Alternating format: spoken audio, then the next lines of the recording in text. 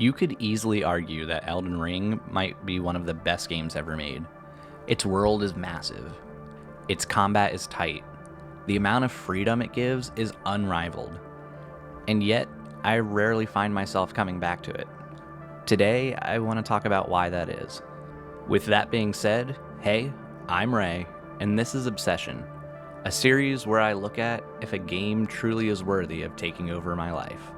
Today, we're looking at Elden Ring. While Elden Ring likely needs no introduction, for the sake of this video, I'll give it a short one. Elden Ring is FromSoft's magnum opus, a culmination of all the games before it, starting with Demon's Souls. It's been showered with praise since its release, and for good reason. The lands between feel like a living, breathing world, brought to life in part due to the lore that was written by George R.R. Martin, the author of A Song of Fire and Ice, or its better-known TV show, Game of Thrones. Not only is its lore solid, but it actually has a story that you can follow. The combat is brutal and enjoyable, and a world that is filled with secrets to be uncovered. The sheer scope of this game is massive. I truly believe that this game deserves most, if not all, of the praise that it is given. Even by my own metrics that I measure games against, Elden Ring blows most of the competition out of the water. When it comes to meaningful build variety, Elden Ring has more builds than I think any single person would ever be able to utilize. The massive collection of weapons is just the start. This game introduces Ashes of War, a variation on Dark Souls 3 weapon arts. But rather than each weapon having its own predetermined art, you can mix and match the standard weapons with a suitable Ash of War. Then you have a variety of talismans and the wondrous physic flask to fine-tune and even break any build that you want to make. Not to mention, Elden Ring did something that I didn't even know From Software was capable of doing. They made a fun magic system. As I get ready to talk about this, I just want to point out that I'm going to say everything is magic or spells, even though they might be miracles, incantations. It's just easier to say. Magic in previous Souls games always felt bland and boring, at least to me, despite how effective they were. Do you want to shoot a small blue spear, a medium blue spear, or a large blue spear? Do you want to summon a couple of blue balls that do nearly the same thing as the spears? Do you want to throw a small lightning bolt, a medium lightning bolt, or a big lightning bolt? They all pretty much do the same thing that those blue spears did. Do you want to heal a little bit more, a little bit more than that? You get the point. Magic was always really boring. Now we have several schools of spells and a selection of flashy and fun spells that actually feel different from each other. They even created the Dragon Communion Incantation School. These spells are over the top, awesome, and better yet, can really be effective. This game also nails hybrid builds really well. They feel different than just being a melee user that happens to cast a spell every once in a while, or a sorcerer that just so happens to have a sword. The different builds actually change up how you can play the game. And that leads to unique playthroughs. After accounting for the build variety, there's also the fact that unlike previous FromSoft games, Elden Ring is open world. You can go almost anywhere and do almost anything you want right off the bat. You can choose what order to tackle problems in, learn where the best items are and snag them right from the start. Of course, there is some limitations given to the player in the game. There's a sort of checkpoint system that gates your progress, but this never felt like it got in the way and felt reasonable. Then there are fun and unique mechanics. I think Torrent is a great addition to the open world system in the game, and I think Torrent is implemented really well.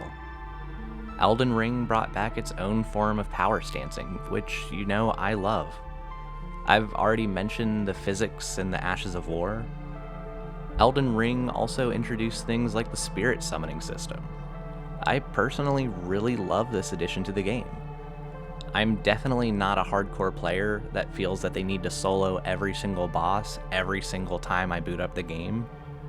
After I prove I can do it once, I just like to have fun and mess around. But as someone who seldom likes to interact with online features of a game, The spirit summons are a fantastic add for me. I loved trying different summons and seeing how they complemented my different builds. And of course, the Mimic tier is just broken, and it was so fun to see how I could play off of that and create a build that was just unkillable.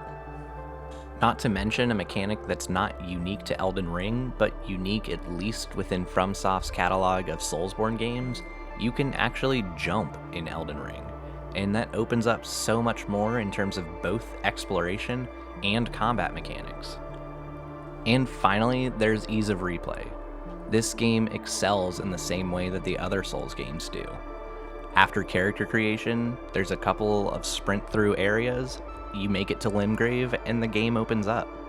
It throws you right into the action.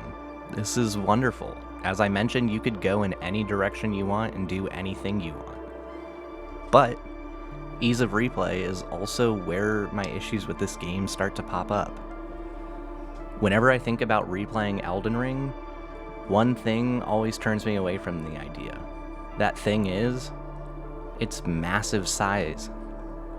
Starting up a game and planning to play through to the end is a huge commitment. I'm not necessarily someone who likes to 100% complete games, but I do at least like to interact with all the content that I find fun.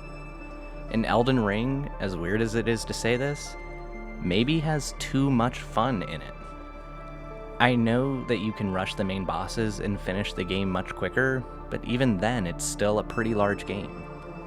It's a really weird problem to say a game has too many good things in it. And I guess I want to change that up a little bit. It's not necessarily a problem, at least not for most people, just for me. I wholeheartedly love this game and will sing its praises for days. It's one of the best games that I've ever played. I remember being so pumped on release day to finally get to play this game, and then my disappointment when my laptop couldn't run it. But it released on the same day that the Steam Deck released, so I ordered one of those just so I could play this game. Now that Steam Deck didn't arrive for about a year, but that's another story. My first, second, and third playthroughs were fantastic.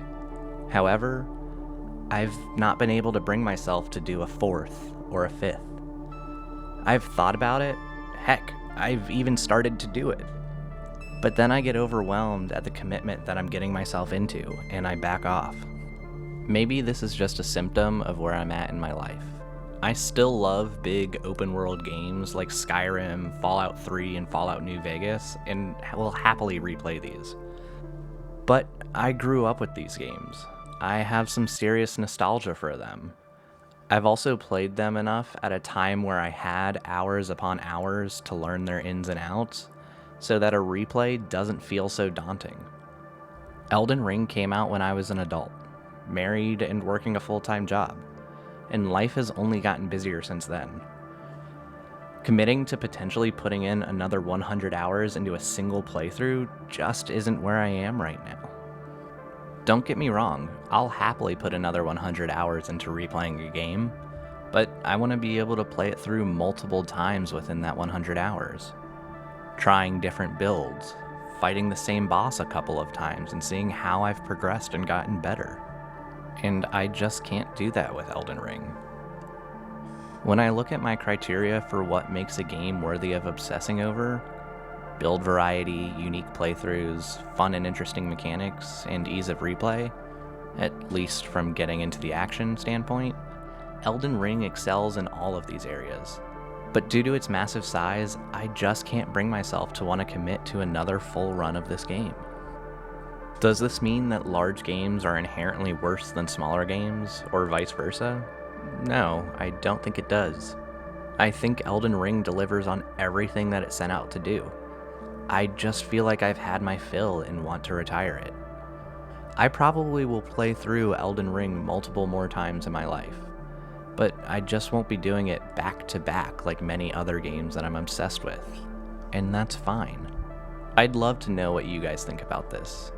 What size of game do you find ideal when it comes to obsessing over it, and why? Let me know in the comments.